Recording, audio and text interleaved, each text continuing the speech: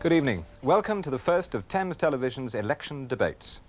In this election campaign, like the last, prices are a key issue. And in this campaign, like the last, there is one particular price about which people agonise and argue. The price of Europe. The cost of Britain's membership of the European Economic Community, the common market, and the value of that membership to us. The arguments will continue after our own election is decided on through the campaign for the first direct election to the European Parliament at the beginning of June. Many of the arguments spring from two fundamentally different attitudes to Europe, summed up for us now by two members of our studio audience. Joyce Stringham. I don't like the common market. It has nothing to offer the ordinary people of Britain, nothing at all, just increased prices to cope with their own prices. I don't like the common market and I think we should come out. Thank you. And now another view from Michael Foley.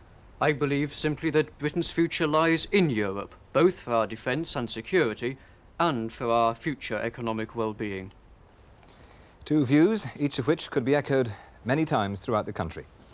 So how do the rival political parties evaluate the price of Europe? How would they try to cope? How would they try to come to terms with our hopes and our fears? With me are Peter Shaw, Environment Minister for Labour, for the Conservatives, Michael HESELTINE, Shadow Environment Minister, and for the Liberals, Alan Watson, who works for the EEC in Brussels and who, like Mr. Shaw and Mr. HESELTINE, is a parliamentary candidate.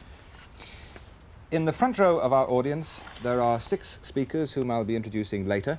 They have special knowledge of how the EEC works and/or special interests to speak for: farming, business, the consumer. But may I start with you, Mr. Shaw, who were indeed one of the most energetic and eloquent campaigners for a no verdict in the referendum on the EEC. In what frame of mind would you and a new Labour government approach the community? I think we have to recognise the very deep sense of disillusionment and disappointment that there is in the country. And this goes back, of course, to the whole false prospectus that was put to the people when Mr. Heath drove the nation into Europe against its will and against its better interest. And what we've had to do since then is to try to retrieve some of the damage to our interests that the terms of membership which Mr. Heath accepted so readily, indeed I don't think it was a negotiation at all into Europe, it was a capitulation, we're trying to undo from the basis of the treaties which have signed some of the worst harm and damage. And how would you identify the Well, worst harm I and would damage? say 3 or 4 major areas. Number one, for the first time for over a century, we in Britain, who had enjoyed the advantage of free food, untaxed food in our own land, have got to deal with now the question of taxed imports of food, mainly from Europe. And that's part of our problem there. Secondly, we've got to deal with the totally disproportionate contribution that Britain makes to the European financing and budget. And thirdly, we have to somehow or other rescue our industries from very strong, powerful competition from Europe. And last and most important, we have got to find ways of making sure that our own Parliament and not the treaty and its instruments in Brussels are the final arbiters of the decisions in our own land. Mr. HESELTINE, many of those points are also included in the Conservative manifesto as things to be put right, but you speak of convincing our partners of our commitment to the community's future. Are you perhaps trying to have it both ways, to seem to be more benevolent as far as the Europeans are concerned, but at the same time seeming tough as far as the British electorate is concerned? No, we're just going to be consistent. We negotiated to join Europe. The House of Commons voted overwhelmingly to go into Europe, including most of the leaders of the Labour Party and very large numbers of backbenchers of the Labour Party. The people in a referendum voted overwhelmingly to stay in Europe, and the fact of the matter is that the Conservative Party believes we will gain far more from showing the European partners that we are partners you can trust, who don't constantly change our mind, and by then arguing that adjustments should take place within the workings of the community. Now, that's perfectly consistent with any evolving relationship. And I think we will do far better if people trust us and believe in our integrity and our sense of purpose, rather than if we seem to be saying we want to come out or imply we want to come out whenever there's an election and then stay in whenever one finds oneself in power.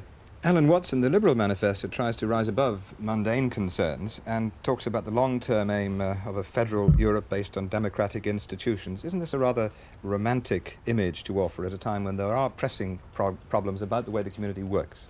Well, membership of the European community has always been an issue of principle, if that's what you mean, for the Liberal Party right from the very start. And as you know, of course, we were very keen to join right from the very beginning. And indeed, had we then done so, and not waited, as both the Labour Party and the Conservative Party did, the terms that we would have had would have been very much better, and the role that we would have played would have been much stronger. We're not a Little Englander party. We believe that Britain has a great role to play in the world, and it has a great role to play in Europe. And therefore what we are saying is that our commitment to Europe is firm. There should be no hedging on that. That's where our political future lies. That's where our economic and industrial future lies. We have got to make it work. We do believe in reforming aspects of the community, but we believe in reforming from within. Well, may we now turn to the thorny question of food prices. When we talk about the price of Europe, nothing can be more basic than food. And in particular, the Common Agricultural Policy, though I must say that the CAP has been compared in a recent document to one of Europe's major political problems 100 years ago, of which it was said then only 3 people ever understood it, and of these 1 is dead, 1 has gone mad, and 1 is forgotten. I don't put Dr. Bill Roberts in any of those categories, but I know that as a consumer, and speaking for the Consumer Association, he wants to talk about what the CAP has done to or for the British consumer. Bill Roberts. Well, it's certainly the case that the Common Agricultural Policy has put up food prices in this country. And although people may not understand how the Common Agricultural Policy works, they certainly know it's important, in particular the green pound, which confuses a lot of people. But it's likely to be the green pound which is going to affect food prices over the next 5 years. And our calculations are that if, as proposed, the green pound is devalued, it'll take from people the equivalent of 2% on the basic rate of income tax. It's that sort of money we're talking about. But the basic problem with the Common Agricultural Policy, as we see it, is that prices are just set at too high a level, with no regard to what the market will bear. And if you set prices at too high a level, farmers produce too much, consumers buy too little, and farmers finish up producing for intervention stores, not for people in the shops. We think that's quite wrong. And the green pound, you mentioned devaluing the green pound. Now, what is your concern on that point? Well, there are proposals for a devaluation of the green pound which would bring us into line with common prices in Europe over the next 4 or 5 years. Now, that would cost consumers in this country a lot of money, it would increase the problem of surpluses, and it would increase the budgetary cost of the EEC. You say proposals. At the moment we have special concessions, have we not? Well, the green pound is partly a matter for our own government to decide the level at which we set the green rate of exchange, but if a government came into power which was prepared to devalue the green pound very rapidly, then that would have a very adverse effect on food prices. It would raise food prices something like 6% on average, and that would mean on some commodities a lot bigger increases. Butter, for example, would be over £1 a pound. Can I bring in Travers Legge now? You are a farmer, Mr. Legge, editor of Farmers Weekly. From the farmer's point of view, what are the concerns, the major concerns about the CAP and its workings? Well, our major concern, I think, is that we are trying to feed Britain to the tune of some 65% with our hands tied behind our backs. We get some 35% less for the food we produce from farms in Britain than the equivalent farmer in Germany or France gets. And we feel this is quite wrong. We could do a far better job if we got a little more. I would go with my friend here so far as to say that there shouldn't be a quick devaluation of the green pound, but it'll have to come down, because otherwise farming in Britain is going to run gradually downhill, and I don't think even the Consumers Association would want that. A modest devaluation, which one of the parties has said it will achieve within the life of a parliament, whatever that may come to mean, would probably mean taking it down by the green pound down by 6 to 7% a year. And that wouldn't be unreasonable, that I think. But the price of food in Europe, the price of farm produce in Europe has to be held while that is done, so that parity is gradually brought about between ourselves and the people who produce the same things in Europe. A German farmer gets £1,000 a ton more for butter in Britain that is sent to Britain than we would get. Do you have confidence that what you want to achieve can be achieved within the EEC system, some reform of its agricultural policy? Or do you perhaps hark towards a situation where, in fact, as in the past, the British government alone can I think there determine? have to be some reforms, and the reforms I would like to see would be that the producers who sell into intervention, and I agree here again with the consumers, they should be penalised. That is where money should be cut off. Britain sends practically nothing into intervention from our own farms. Practically nothing. Everything that we sell goes straight onto the housewife's shelf, and that's the way it should be. Can I go to Peter Shaw on that? Yeah. Obviously, one's got to try and balance out the requirements of the farmer, the requirements of the consumer. Yeah. Well, of course, there is a balance to be struck, and it certainly makes sense for Britain to grow as much of its own food as possible now that we are denied the possibilities of importing food from our traditional suppliers, what I used to look upon as the other farms of Britain, that is to say New Zealand and Canada and Australia, who are only too willing to supply us. But if I may come to the very simple point here, because people get involved in the complexities of the CAP, and it can be complex, but it can also be extremely simple. And the simplicity of it, the whole thing, is this. It is high-cost, European, protected agriculture, and it's protected against the food growers, often more efficient and low-cost of the rest of the world, including the old British Commonwealth. They're protected from that by a system of taxes and levies. And that is the real reason why we face the problem of rising food prices within the common market.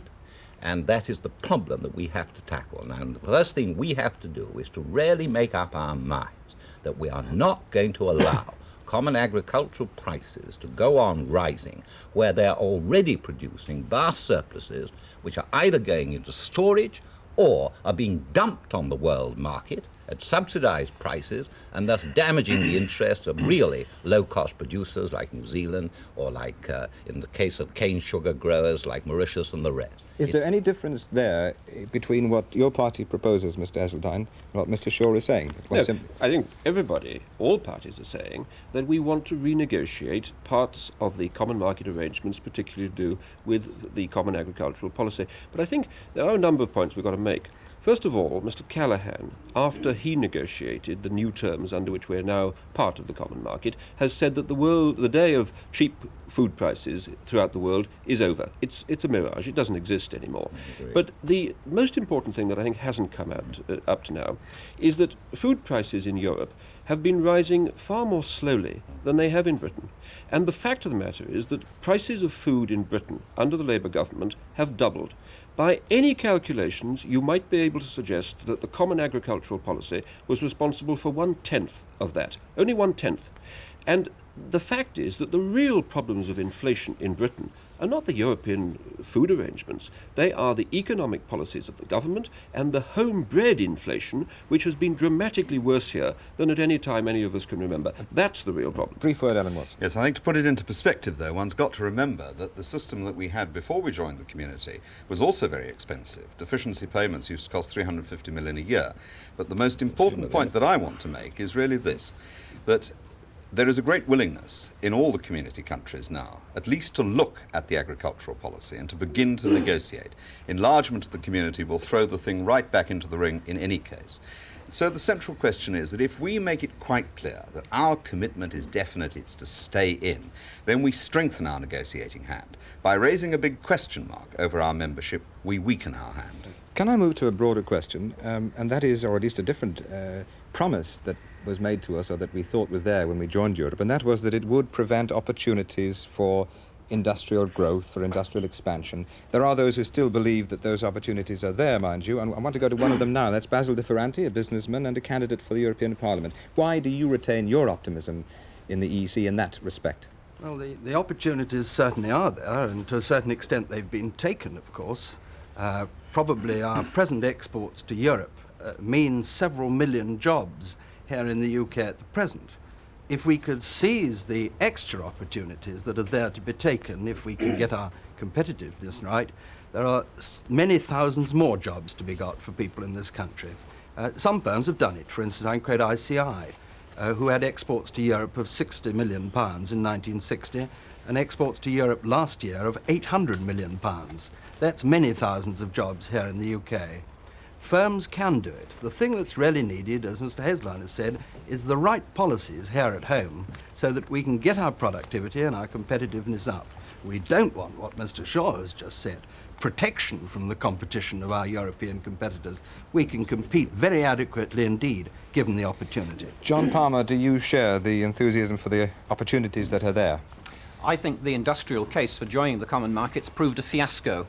And that can be measured by the simple fact that our deficit in visible manufactured trade with the community during the years of our membership has quadrupled. We now import 4 times more than we export compared with when we joined the community, and there are 3 reasons for this. There are the undoubted problems of the British economic and industrial system, and no one would pretend otherwise. But secondly, there is the fact that our community partners have been in economic recession since we joined the community and have followed policies opposed to growth, making it more difficult for British industry to sell in Europe. And perhaps most important of all, the cost to Britain, to the British economy, of membership, whether you measure it in terms of the enormous payments we're making through the budget to finance these food mountains, or whether you assess the total cost of membership in terms of food prices and budget payments, is costing the British economy 1% of its growth per year each year since we've been in. That's 1% of growth that could go for the modernisation of industry, could go to improve the competitiveness of British industry.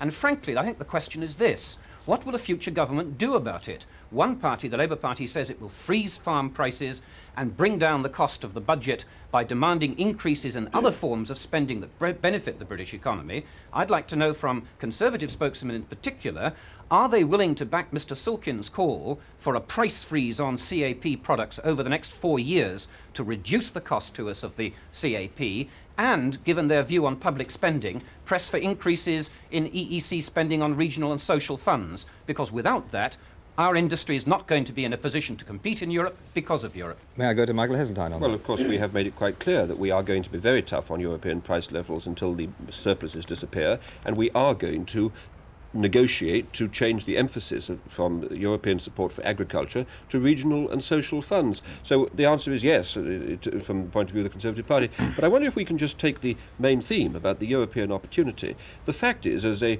minister of the government said only a month ago, that the level of the exports of Britain to Europe is now better proportionately than the level of imports from Europe. And of course Europe is our biggest customer now by far. But the real problem of Britain is not arguing about how the statistics are actually working out, it's whether the British economy can perform as effectively as the European economies. We wouldn't be having this programme if the British government over the last 5 years had created a climate in which the British people had prospered as the European people had prospered. The fact is that on average of all the European countries, they have done more than twice as well as we have in Britain. Peter Shaw. Well, there was, of course, a great deal of false optimism at the time of the original negotiation that an enlarged domestic market of 250 million consumers would almost inevitably secure the prosperity of British manufacturing industry. Many of us who didn't believe that at the time, and I think for reasons which have been shown to be justified. And when Mr. Ferranti points to the exports that have increased from Britain to Europe, he is more than countered, of course, by the argument about the increase in imports. And the plain fact of the matter is that we are running a catastrophic deficit with Europe in terms of manufacture, something of the order of £3,000 million with the original 6. That is the scale of the thing. And in order to get that right, we are not, frankly, going to manage in the short term by simply allowing a free market economy to dominate the whole of Europe, because it'll mean that simply the historically stronger economies of the 1970s are going to win, and the, in this decade, weaker economies are going to lose. Now, I have every belief in the capacity of this country to do well, but we do need a respite, we do need some protection against a totally uninterrupted flow of European imports into Britain. Otherwise, we shall find we're losing industries and jobs on a massive scale. Alan Watson? Business needs stability in order to invest long term, and that's what making a success of Europe is about.